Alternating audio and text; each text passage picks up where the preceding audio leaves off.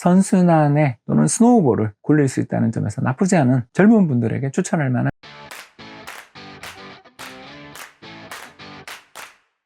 안녕하세요. 28년차 이코노미스트 홍춘욱입니다.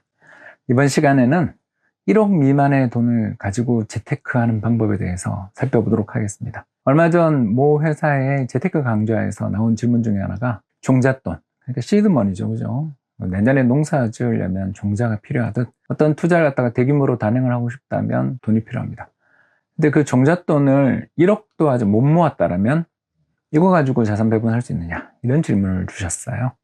실제로 자산 배분이 불가능한 건 아닙니다. 자산 배분이라는 게 기본적으로 세 가지 자산의 투자를 저희들이 많이 공부하는데요. 첫 번째는 주식, 두 번째는 채권, 세 번째는 부동산입니다.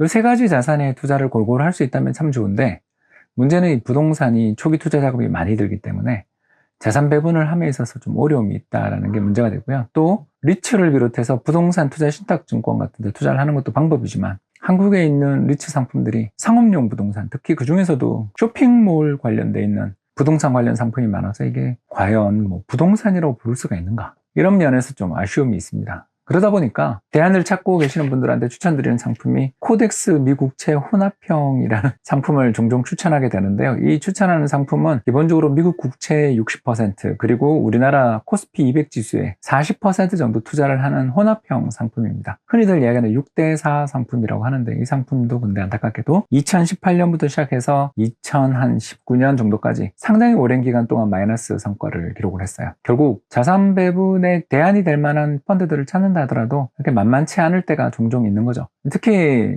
2020년 3월처럼 주가가 폭락하는 시기에 적절하게 또 리밸런싱을 해서 그때 월급 받았거나 인센티브 받은 걸 주식을 좀 더 산다든가 하는 식으로 이렇게 리밸런싱을 또 하는 것도 이게 참 만만치 않습니다. 그러다 보니까 투자자들 입장에서 아니 소액을 가지고도 자산 배분할 수 있는 그런 상품들 좀 나왔으면 좋겠다, 이런 한탄의 목소리가 벌써 여기까지 들리는 것 같은데요. 일단 그 상품은 아직 제가 봤을 때 추천할 만한 상품은 없다면, 우리가 소액으로 투자를 하면서 미래를 위해서 잘 수익을 높여 나갈 수 있는 그런 자산들을 한번 찾아보는 방법을 고민해 볼 수밖에 없는데요. 그럴 때 제가 추천하는 상품이 바로 달러 예금 혹은 코덱스 혹은 코세프 달러 선물 ETF가 되겠습니다. 이 상품에 대한 투자를 좀 추천드리는 이유는 두 가지 때문입니다. 첫 번째는 일단 이런 상품들에 투자를 하게 되면은 10년에 한 번, 5년에 한 번 정도 반복적으로 출연을 하게 되는 이 경제의 위기 상황이 나올 때마다 여기 투자해 놓은 데서 수익이 납니다.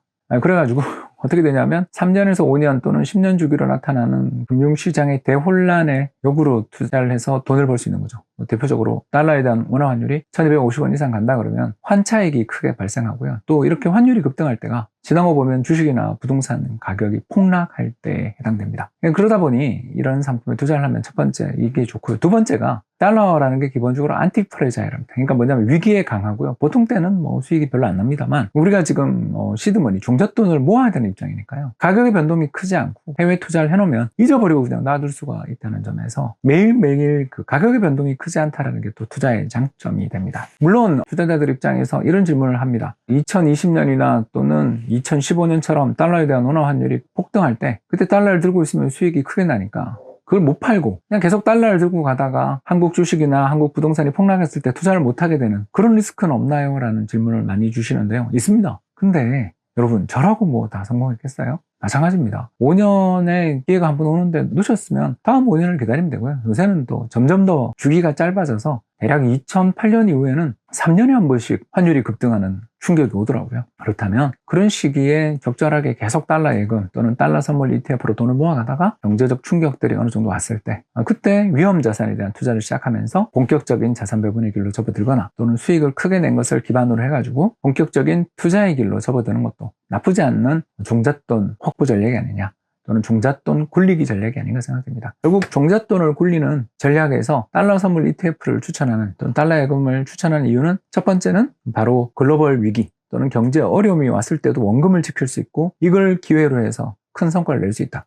두 번째, 가격 변동이 크지 않기 때문에 투자자들이 아주 그렇게 공포에 도망치거나 이런 시기에도 냉정을 유지할 수 있다는 점이 좋은 장점이 아니냐. 그리고 반복적인 위기 상황에서 한두 번만이라도 우리나라의 위험 자산이 가격이 폭락했을 때 투자함으로써 성취를 거두면 이게 선순환에 또는 스노우볼을 굴릴 수 있다는 점에서 나쁘지 않은 젊은 분들에게 추천할 만한 전략이 아닌가 생각됩니다. 지금까지 시청해 주셔서 대단히 감사합니다.